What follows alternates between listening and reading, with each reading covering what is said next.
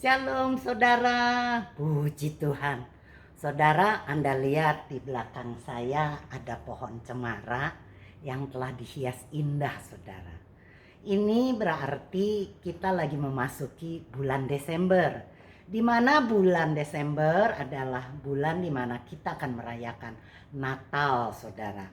Dan saya percaya saudara, bukan hanya di tempat saya pohon cemara yang dihias sehingga kita kenal sebagai pohon Natal ini ada di tempat saya.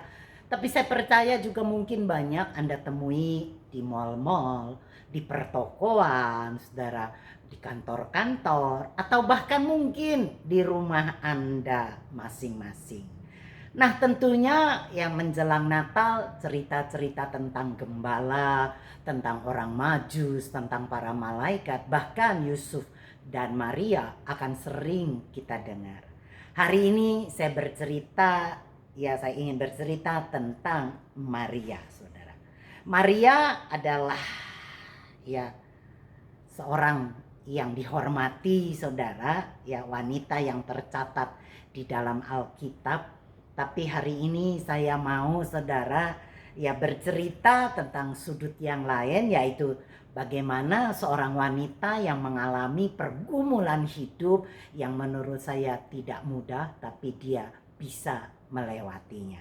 Dan saudara, bukan karena Maria yang hebat, tapi saya percaya saudara adalah siapa yang ia percayai, sehingga menjadikan dia, saudara, wanita yang tangguh. Nah hari ini di bulan Desember saya tidak tahu apakah ada di antara saudara yang lagi mengalami pergumulan. Saya berharap, saya berdoa biarlah kisah daripada Maria ini menginspirasi kita untuk kita bisa terus bertahan. Untuk terus bertahan dan kita akan mengalami kemenangan karena bukan kita yang hebat, tapi siapa yang menjadi Tuhan kita. Siapa yang memiliki kita? Siapa yang kita percayai? Amin, saudara. Nah, peristiwa ini dimulai, saudara, dari Lukas 1 ayat 26 sampai 27. Saya bacakan, saudara. Dikatakan dalam bulan yang ke-6 Tuhan menyuruh malaikat Gabriel pergi ke sebuah kota di Galilea bernama Nazaret, kepada seorang perempuan yang bertunangan dengan seorang bernama Yusuf dari keluarga Daud. Nama perawan itu Maria. Saudara, Nazaret adalah kota yang kecil, kota yang tidak terkenal, saudara. Karena terpencil jauh dari kota dan kita jarang menemukan tokoh-tokoh terkenal yang ada dan lahir di kota Nazaret, saudara. Dan dikatakan saudara ini Maria sudah ditunangan dengan Yusuf, saudara. Dijodohkan. Dan menurut saya, saudara, luar biasa sekali Maria ini anak yang taat, anak yang menurut. Sehingga pada waktu dijodohkan, saudara, dia nurut. Dia ikuti kemauan orang tuanya. Padahal menurut saya kalau mungkin di zaman sekarang, saudara, wow, para gadis bila dijodohkan, saudara, dia akan berkata apa? Dijodohkan, udah kuno kali, karena mereka kepinginnya berpacaran, saudara, bertunangan dengan orang-orang yang menurut mereka sesuai dengan keinginan dan kemauan mereka, bukan kemauan orang tuanya. Nah, Maria ini anak yang menurut, dan dikatakan Alkitab itu jelas sekali menulis berkata dia adalah seorang yang perawan. Artinya, saudara, seorang yang menjaga kesucian, kekudusan hidupnya, sehingga saya percaya dia pasti menjaga juga akan pergaulannya. Dia menjaga sikapnya, bahkan dandanannya, cara dia berpakaian, itu juga pasti Maria jaga. Nah, Lukas 1 ayat 28, di mana kisah Natal, saudara, dimulai, yaitu ketika malaikat itu masuk ke rumah Maria, ia berkata, "Salam hai engkau yang dikaruniai, Tuhan menyertai engkau." Nah, saudara, bayangkan bagaimana respon kita kalau kita, saudara, didatangi oleh malaikat. Saya percaya mungkin buat saya pribadi saya akan bangga banget, bahkan mungkin saya akan menjadi sombong, saudara, dan berkata serta bersaksi kepada banyak orang, kalau malaikat itu datang kepada saya dan berkata-kata loh, ya saya akan menjadi tinggi hati dan ada rasa berbangga banget kalau malaikat, saudara, ya itu datang. Tapi respon dari Maria berbeda. Tidak seperti saya, saudara. Ya, dikatakan Lukas 1 ayat 29, mendengar perkataan malaikat itu Maria terkejut sehingga bertanya-tanya dalam hati, apa maksud salam itu? Saudara, ya Maria itu bertanya, kira-kira maksudnya apa? Karena dia tahu, saudara, dia adalah seorang yang membacakan Taurat, dia membaca, saudara, dan merenungkannya. Sehingga dia tahu kalau malaikat datang dan membawa pesan dari Bapa, pasti itu adalah sesuatu yang penting. Sesuatu yang besar. Ya, sehingga malaikat itu datang dan berkata-kata. Pasti punya tugas, ya. Dan Lukas 1 ayat 30 sampai 33 bunyi begini, saudara. Kata malaikat itu kepadanya, jangan takut hai Maria, sebab engkau beroleh kasih karunia di hadapan Tuhan. Sesungguhnya engkau akan mengandung dan akan melahirkan seorang anak laki-laki. Dan hendaklah engkau menamai dia Yesus. Ia akan menjadi besar dan akan disebut anak Tuhan yang maha tinggi. Dan Tuhan akan mengaruniakan kepadanya tahta Daud bapa leluhurnya, dan ia akan menjadi raja atas kaum keturunan Yakub sampai selama-lamanya, dan kerajaannya tidak akan berkesudahan. Nah, saudara, pesan datang lewat malaikat itu kepada Maria. Dan saudara, Maria tahu tugasnya nggak kecil, tugasnya adalah sesuatu yang khusus dan besar, saudara. Karena apa? Dijelaskan bahwa Maria akan menjadi seorang ibu. Maria akan melahirkan seorang anak. Nah, saudara, ya tentunya ini tugas yang bukan mudah, karena saya renungkan membesarkan seorang anak biasa saja sudah sulit. Saya punya 4 anak, saudara. Dan saya tahu banget dan saya alami sendiri bagaimana membesarkan keempat anak saya bukan tugas yang mudah, saudara. Saya khawatir dan banyak khawatir, saudara. Saya khawatir anak saya itu bergaul dengan pergaulan yang salah. Saya khawatir, saudara, dia menggunakan obat-obat yang terlarang. Saya khawatir pada waktu, saudara, ulangannya, saudara, atau ujiannya, saudara mendapatkan angka yang jelek. Saya khawatir, saudara, bagaimana dia akan dibully mungkin oleh teman-temannya, diejek, ya dihina, diolok-olok. Saya khawatir, saudara. Bahkan pada waktu dia sakit, saya sangat khawatir. Ya, waktu dia batuk, dia pilek, dia demam, kekhawatiran saya, saudara, begitu besar. Ya, saya membesarkan anak penuh dengan kekhawatiran. Saya takut memanjakan anak-anak saya sehingga mereka menjadi anak-anak yang manja. Tetapi saya juga khawatir pada waktu menghukum mereka dengan keras sehingga mereka menjadi terluka. Ada begitu banyak kekhawatiran dan memang gak mudah membesarkan anak, saudara. Apalagi Maria. Dia membesarkan bukan sembarang anak, tetapi Yesus yang akan menjadi Mesias, yang akan menjadi juru selamat. Dan malaikat tadi katakan bagaimana, saudara, kerajaannya tidak akan berkesudahan, saudara, dan dia akan menjadi raja. Dan saudara, ya Maria tahu tugas itu dan sungguh dia besarkan anak itu seperti yang Bapa inginkan. Buktinya Lukas 2 ayat 21, saudara, ketika genap 8 hari dan ia harus disunatkan, ia diberi nama Yesus, yaitu nama yang disebut oleh malaikat sebelum ia dikandung ibunya.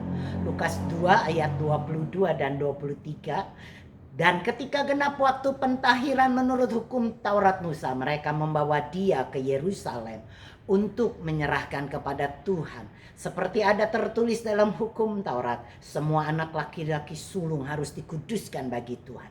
Lukas 2 ayat 41, tiap-tiap tahun orang tua Yesus pergi ke Yerusalem pada hari raya Paskah. Artinya Maria itu mengajar saudara anaknya akan mengikuti akan hukum Taurat. Mentaati untuk supaya Yesus itu saudara ya dibesarkan dengan mentaati, mengikuti dan belajar akan hukum Taurat. Ya, Yesus tidak menentang, Yesus tidak melanggar hukum Taurat karena dia memang diajarkan oleh ibunya Maria untuk mentaatinya. Lihat Matius 5 ayat 17 bahwa bukti Yesus tidak menentang, ya tidak melanggar hukum Taurat. Matius 5 ayat 17 ya dari bahasa terjemahan bahasa Alkitab lainnya dikatakan begini.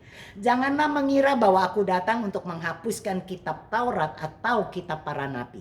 Aku datang tidak untuk menghapuskannya, tetapi untuk menggenapinya. Amin. Seorang anak menjadi besar bila dia diajar dan melihat contoh dari orang tuanya. Dan tentunya ya dalam kasus ini Maria yang mengajar dan mendidik Yesus begitu rupa. Dan saya percaya saudara orang tua kita mempunyai peranan yang sangat penting atas setiap keberhasilan kita. Amin.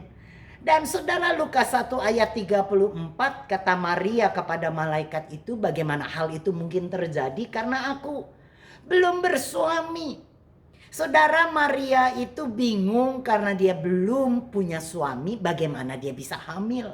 Dia tidak pernah berhubungan dengan seorang laki-laki, tidak pernah saudara berhubungan seksual saudara, sehingga tidak ada sperma yang memasuki tubuhnya yang membuahkan saudara sel indung telurnya sehingga menghasilkan membuahkan seorang anak. Tidak ada. Dan bagi Maria itu dia tanya bukan karena dia tidak percaya, tetapi bagaimana caranya saudara. Ya dan saudara tahu lihat Maria mengalami begitu banyak pengorbanan. Pada waktu dia hamil, ya malaikat datang dia akan mengandung dan dia hamil tidak lama kemudian saudara. Saya percaya betapa banyak kekhawatiran dan ketakutan dalam hidupnya. Karena dia hamil belum menikah. Dia belum punya suami. Dan bila dia didapati hamil belum menikah zaman dulu, dia bisa dibunuh dan dilempari batu, dirajam sampai mati. Hukumannya kejam saudara. Belum lagi mungkin dia akan berpikir bagaimana mengalami olok-olok, ejekan, cemoohan dari tetangga-tetangganya, dari orang-orang yang dekat. Pada waktu tahu dia hamil tanpa suami. Beda dengan zaman sekarang. Mungkin bagi zaman sekarang itu tidak terlalu menjadi masalah yang besar. Mungkin di zaman sekarang itu biasa, tapi di zaman Alkitab, di zaman dulu itu sesuatu yang sangat memalukan. Dan saudara bukan cuma itu, tapi pada waktu dia mengandung besar, hamil besar, dia harus melakukan sebuah perjalanan yang jauh saudara ke kota Nazaret. Dia punya kendaraan bukan seperti kita zaman sekarang dengan naik mobil, ya mungkin naik kereta atau naik kapal terbang, tetapi di zaman dulu transportasi tidaklah seperti sekarang. Dia naik binatang saudara, dan tentunya Anda tahu itu binatang apa saudara. Iya betul saudara. Ya dimana jalan-jalannya saudara ya penuh dengan lubang, sehingga saya percaya dalam hamil yang besar dia juga mengalami banyak kesengsaraan. Waktu saudara berjalan dari kotanya menuju Nazaret yang butuh beberapa hari. Karena perjalanannya yang sulit saudara. Ya ditambah dia hamil besar. Dan bukan itu saja saudara, ya tetapi dia waktu dia melahirkan saudara tidak ada rumah sakit. Saat zaman sekarang tidak ada rumah sakit yang menerima kita waktu mau melahirkan. Artinya penginapan-penginapan di zaman dulu saudara Maria itu tidak ada karena penuh sehingga ditolak.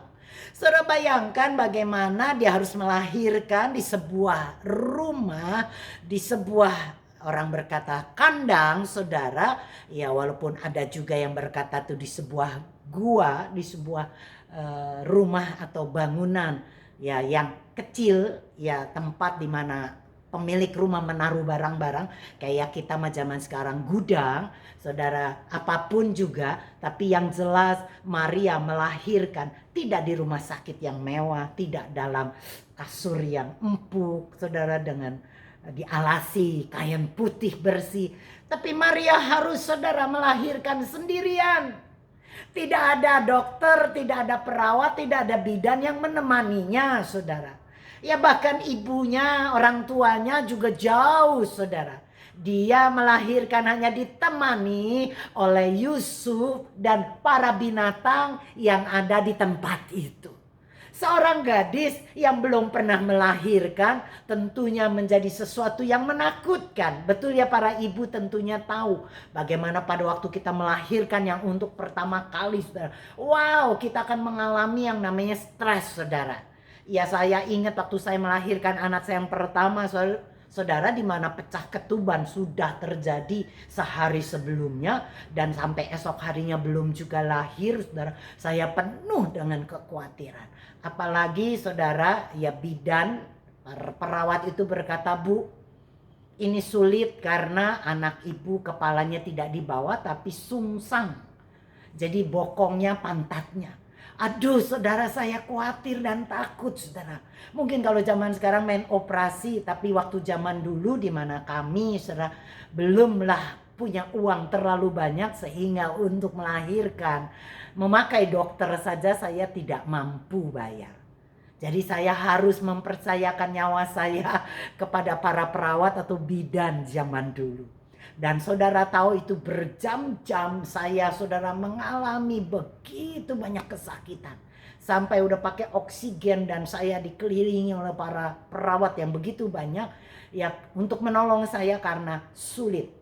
Nah, saya percaya Maria juga mungkin berpikir, saudara, dengan penuh kekhawatiran bagaimana caranya pada waktu nanti dia melahirkan, karena dia belum pernah melahirkan dan tidak ada orang, saudara, ya tidak ada orang, tidak ada, saudara, medis yang mendampingi dia, sehingga dia, saudara, cuma hanya dengan suaminya yang bukan perawat, yang bukan dokter, dan juga sama, saudara, tidak tahu bagaimana caranya menolong karena dia juga baru pertama kali punya anak. Jadi saudara bisa bayangkan betapa takut dan kekhawatiran yang dialami oleh Maria. Mungkin itu adalah seperti kita saat ini, di mana kita tidak ada yang support, mungkin kita juga tidak ada yang bisa membantu kita, tidak ada yang bisa menolong kita. Sepertinya dengan akal logika kita tidak ada lagi yang bisa membantu, menolong, mensupport kita, di mana kita seakan-akan ditinggal sendirian untuk menghadapi persoalan masalah kita. Kita mungkin penuh dengan ketakutan, kita penuh dengan kekhawatiran begitu rupa karena menghadapi, saudara, persoalan hidup. Misalnya seperti saya mungkin, saudara, di mana pada waktu divonis dokter saya kanker, saudara, stadium 4, di mana sudah ada penyebaran ke area paru-paru, saudara. Jujur saya juga takut, saudara. Ya, saya puji Tuhan ada keluarga, ada anak, ada suami yang mungkin anak-anak saya begitu mensupport, yang berkata jangan takut, Ma, kita punya Yesus. Tapi saudara, seberapa banyak, seberapa lama, seberapa besar mereka bisa mensupportnya? Tidak bisa. Saya harus lewati, saya harus jalani hari demi hari, saudara, sendirian. Pada waktu efek kemo, saudara, yang begitu rupa, saudara, datang kepada saya, di mana saya mungkin pernah mengalami yang namanya krisis, saudara, ya karena keadaan saya yang begitu lemah dan ngedrop. Saya mengalami, saudara, ya orang teman saya, saudara, dengan keadaan yang mirip seperti saya, leukosit 0,3, saudara, itu harus masuk ke ICU, saudara. Saya juga mengalami betapa banyak kesakitan. Tetapi saudara, saya bersyukur saya punya Yesus.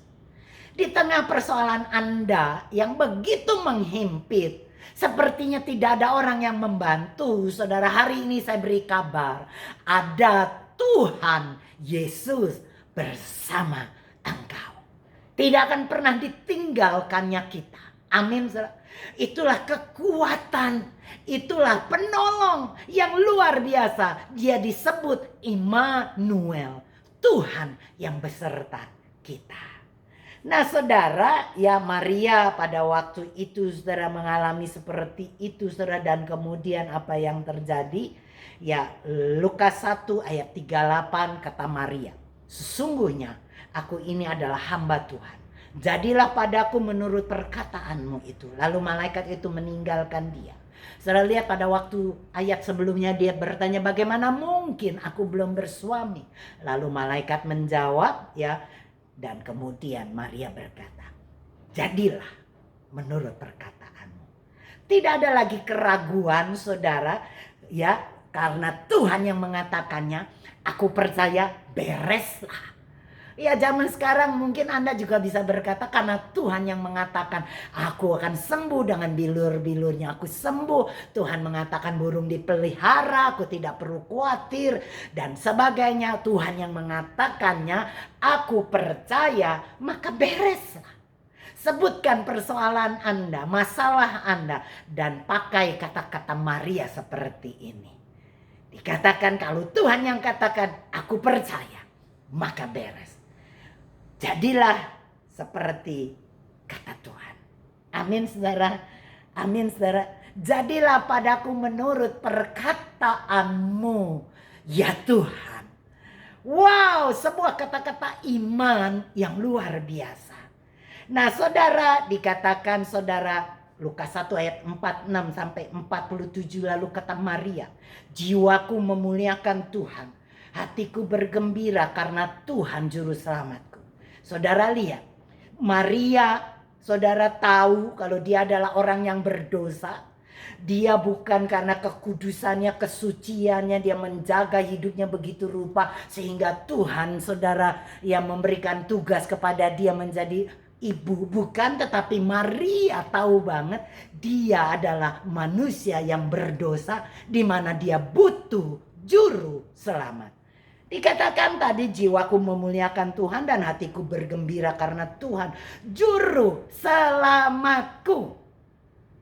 Maria butuh juru selamat. Maria butuh keselamatan karena dia tahu saudara, dia manusia yang tidak layak. Juru selamat, tentunya Anda tahu juru. Juru itu adalah seorang yang ahli saudara, ya orang yang pandai. Misalnya saja ada juru bahasa, maka kita tahu pekerjaannya adalah orang ini menerjemahkan bahasa. Ada juru cakap, artinya dia orang yang berbicara, ya juru bicara. Juru kunci itu penjaga saudara atau pengurus makam. Betul saudara? Kita kenal juga ada juru tulis, juru rawat, juru lelang, juru mudi, ya saudara, juru pisah itu wasit, juru rawat, betul saudara? Ya, dan Maria butuh juru selamat. Orang yang pandai, orang yang pintar menyelamatkan. Dan dia tahu bahwa Yesuslah Mesias yang menjadi juru selamat dunia. Amin saudara. Nah hari ini dimana kita waktu merayakan Natal, kita diingatkan bagaimana juru selamat telah lahir. Juru selamat telah lahir dan saudara ya, waktu kita melihat pohon cemara yang dihias, pohon Natal ini, kita diingatkan kembali kalau Yesus adalah juru selamat dunia ini. Barang siapa yang percaya kepadanya tidak akan binasa, melainkan memperoleh hidup yang kekal. Dia disebut Immanuel, Tuhan yang menyertai kita. Sehingga bukan saja dia menyertai kita pada waktu kita ada di atas gunung, pada waktu kita berada dalam kesuksesan dalam hidup kita, tapi dia juga ada saudara di dalam lembah kekelaman kita. Dia ada di dalam penderitaan kita. Dia Tuhan Immanuel yang beserta kita. Amin. Saya berdoa bagi Anda yang mungkin menonton video ini belum menerima Kristus. Saya mau katakan, terima Yesus. Juru selamat kita sudah lahir. Dan saudara, dia adalah seorang yang pandai menyelamatkan, maka disebut juru selamat. Terima dan Anda akan menerima keselamatan yang kekal.